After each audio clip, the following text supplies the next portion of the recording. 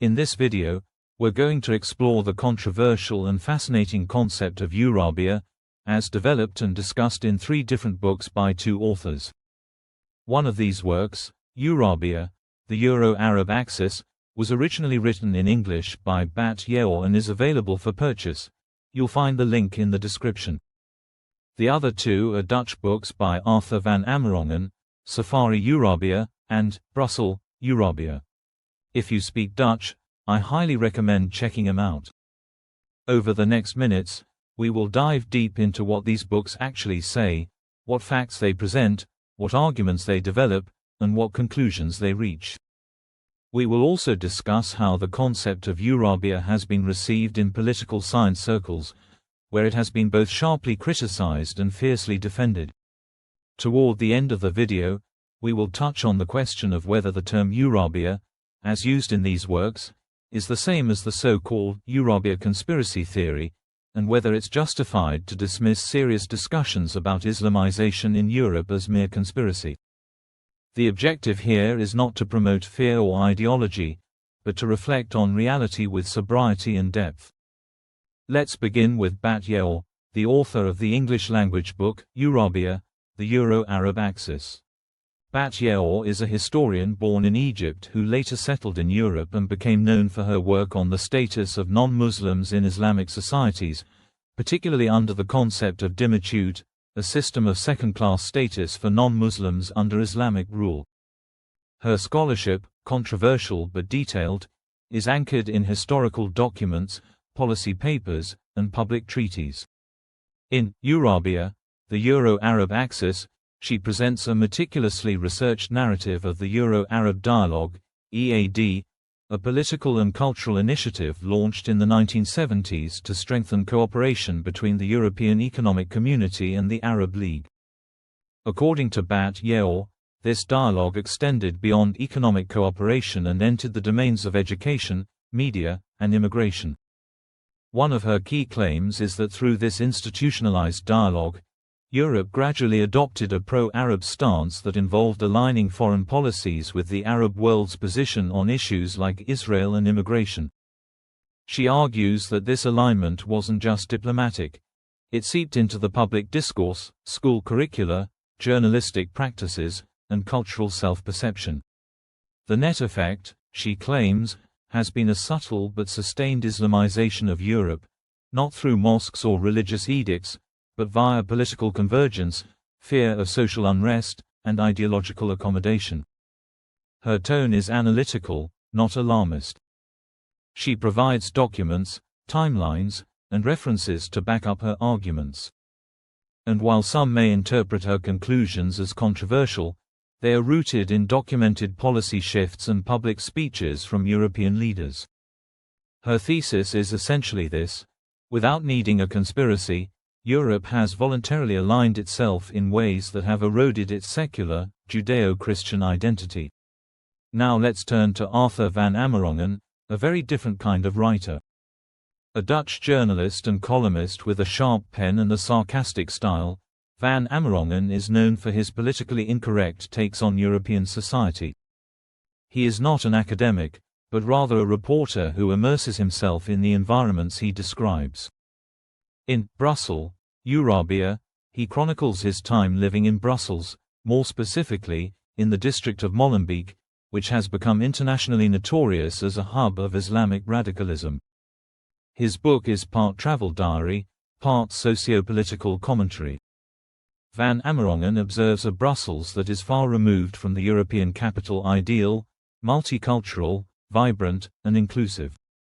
Instead, he describes areas where integration has failed, where law enforcement is weak, and where youth are increasingly drawn to Islamist ideologies. He talks about the demographic transformation of neighborhoods, the visible tension between Islamic customs and European liberal values, and the erosion of what he calls the European way of life. In his characteristic cynical tone, he also criticizes European elites for abandoning working-class neighborhoods to multicultural utopias that never materialized. His follow-up, Safari Eurabia, takes the same observational approach but extends it to other European cities. He travels through Rotterdam, Paris, Malmö, and Berlin, among others, documenting the visible presence of Islamic culture and the absence, in his view, of meaningful integration.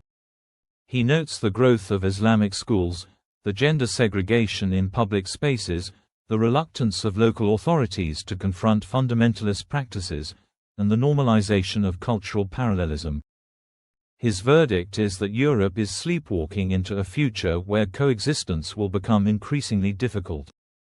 Critics of Van Amerongen dismiss him as sensationalist or Islamophobic, but his defenders argue that he is simply describing what many see but fear to say. His books are valuable not because they offer solutions, but because they raise uncomfortable questions. What happens when integration fails? What are the limits of multiculturalism? And what responsibility do political leaders bear in shaping the cultural direction of society? Now that we've thoroughly explored both authors and their books, let's address the broader debate. The term Eurabia has indeed been used in some circles as a shorthand for conspiracy theories, particularly the belief that there is a deliberate plan, perhaps orchestrated by global elites, to replace the European population or culture with Islamic norms.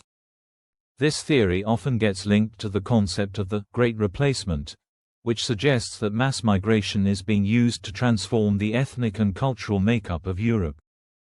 It's important to make a clear distinction here. The books of Bat Ye'or and Arthur van Amerongen do not describe a secret plan hatched by shadowy elites.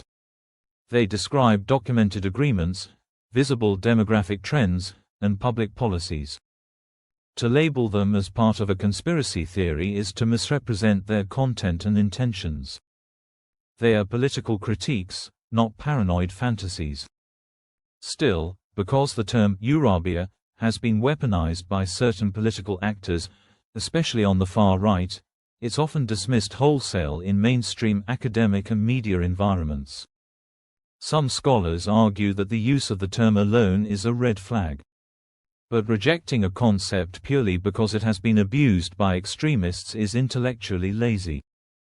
We need to separate the empirical content from the ideological noise. Europe has changed, dramatically so in some urban centers. Brussels, with neighborhoods like Molenbeek, exemplifies the challenges of integrating large, culturally distinct populations. The authors we've discussed argue that these changes are not just incidental or temporary, but structural and possibly irreversible. Whether or not you agree with that, it is clear that Europe is facing a historic moment. It must decide whether it will continue pursuing its multicultural experiment or begin reasserting its civilizational identity. Where failures of integration occur, they must be addressed honestly. And silence often empowers the very forces society fears. In conclusion, the books by Bat Ye'or and Arthur van Amerongen serve as warnings, not of impending apocalypse, but of cultural drift. They urge readers to look at facts, to question assumptions, and to ask whether Europe is still capable of defining itself. The term Eurabia may be controversial, but the realities it points to are undeniably present in many European cities today. If you're interested in exploring this topic further, check the links in the description to find the books we've discussed. Thanks for watching, and see you in the next video.